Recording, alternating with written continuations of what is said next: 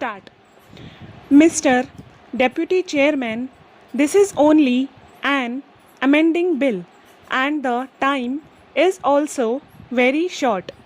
So I cannot take up all the industries separately, but I shall confine myself to a few observations. Last year, also in this house, by about this time, we discussed another tariff amendment bill. In connection with that, I made certain observations as well as suggestions for the government, but I do not find that any attention has been paid to these suggestions. My suggestions were to this effect that when any bill for granting protection or discontinuing protection to an industry was brought, we should be supplied with certain information under three categories.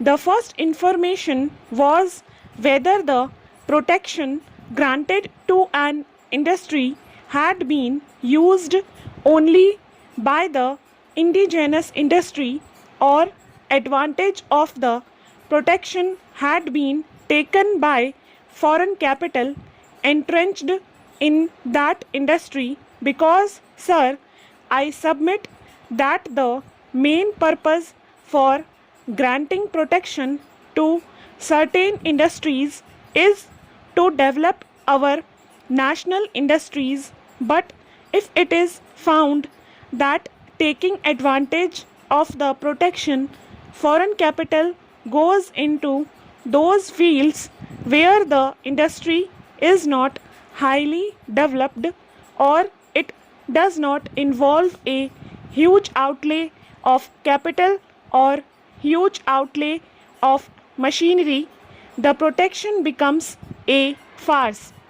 My second category of suggestions was that when protection was granted to an industry, it should be seen how far that industry was progressing properly and also how far it was taking steps to lighten the burden on the consumers. Thirdly, when we are granting protection to certain industries, we have the right to demand of that industry that it should give a fair deal to its own labor. I suggest that when notes are circulated to us in connection with a tariff amending bill, we should be supplied that information on these various counts, particularly these three. Lastly, I would like to make another point in connection with the soda ash industry. The question of this industry was discussed thoroughly on the floor of the House last year. The fact is that I gave certain suggestions and also drew the attention of the House to certain peculiar features connected with this industry. The domestic production is still far less than the actual domestic demand. That is why import of soda ash is being allowed, but it was complained that licenses for importing soda ash were given to the Imperial Chemical Industries. Secondly, Imperial Chemical Industries is a world monopoly and serious allegations were made against that concern, not only by us but also by those Indian gentlemen who are engaged in the soda ash industry, that concern, taking advantage of its monopolistic position, was maneuvering the price of that commodity in such a manner as to put the Indian indigenous industry in very serious difficulties. The only ground or criterion on which the license was given to Imperial Chemical Industries for importing soda ash was that for a number of years it was the greatest importer.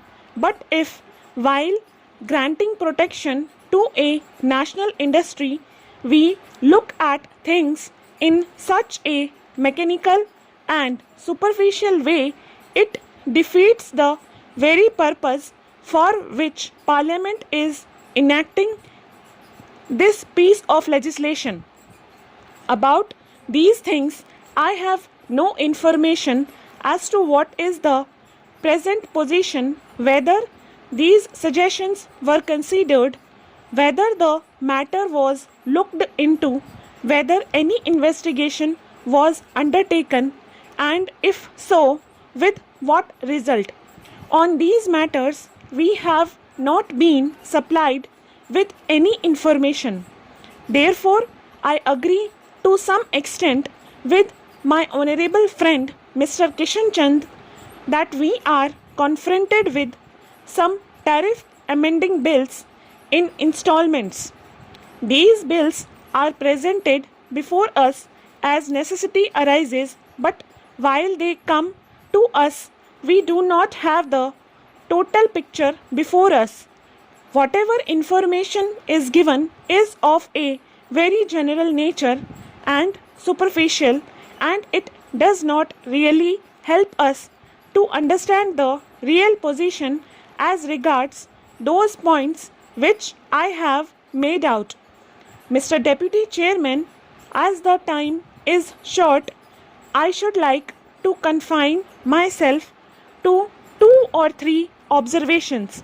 First and foremost, in addition to certain information being given to members who are interested in the subject, it is necessary when the Export Advisory Council meets twice a year that invitation should be given to such members to attend these meetings.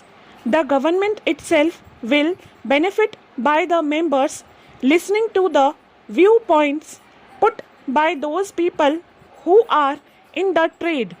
I had made this observation with regard to education advisory boards and every other body that members of both houses should be informed about the meetings of such bodies, and they should be allowed to attend them as spectators.